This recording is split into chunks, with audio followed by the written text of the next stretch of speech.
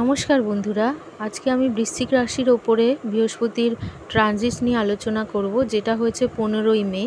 বৃহস্পতি 7th house থেকে 8th হাউসে এসেছে, আর দৃষ্টি পড়েছে 12 ঘরে, 2nd হাউসে এবং 4th হাউসে। তাহলে 8th হাউস থেকে যে 12th হাউসের ঘরে দেখছে, সেজন্য যেটা হবে, প্রথমে হবে খরচ।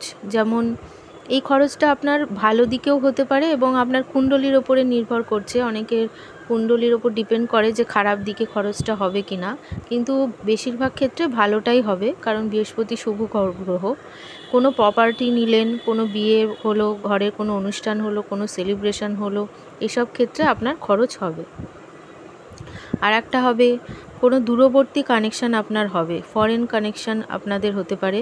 ফরেন রিলেটেড কিছু, পড়াশোনার জন্য কিছু কানেকশান হলো, চাকরির জন্য কোনো কানেকশান হলো, বা ঘোরার জন্যও হতে পারে, যে অনেকে ঘুরতে গেলেন এই সময়টা বিদেশে।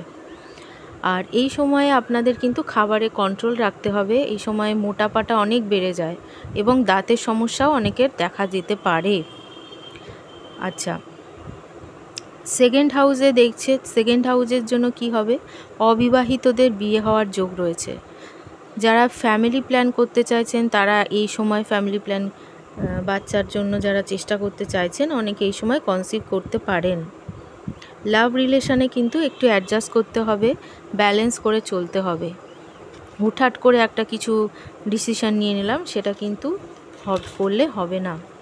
আচ্ছা, ধনবৃদ্ধি হবে, পারিবারিক শান্তি আসবে, খুশি হবে, পারিবারিক শান্তি খুশি সবই খুব ভালো একটা যোগ চলছে, ধনবৃদ্ধি হবে আপনাদের।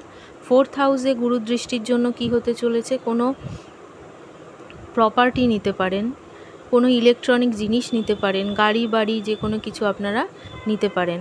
আর এই সময় কিন্তু আপনাদের যাদের এর আগে দেখেছেন যে ওভার থিঙ্কিং হচ্ছিল, খুব মনের মধ্যে দুশ্চিন্তাগ্রস্ত হয়ে পড়ছিলেন, সেটা এই সময় আর হবে না।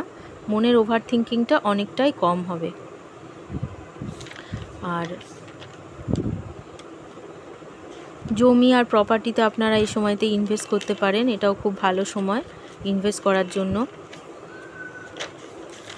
উপায় কি করবেন? উপায় করবেন, ওম নমঃ শিবায় জপ করবেন বৃহস্পতি ভালো করার জন্য। ওম নমঃ শিবায় জপ করবেন।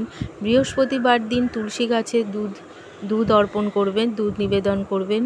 বৃহস্পতির বীজ মন্ত্র পড়তে হবে, হনুমান চালিসা পাঠ করতে হবে।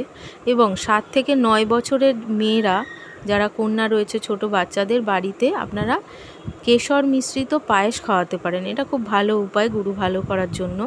আর গুরুতুল্য বা গুরুজন মানুষের সাথে কিন্তু ভালো সম্মান দিয়ে চলতে হবে, অসম্মান করলে গুরু ডাউন হয়ে যায়। তাহলে আজকে এই পর্যন্তই থাকলো, আপনাদের কেমন লাগলো জানাবেন। নমস্কার।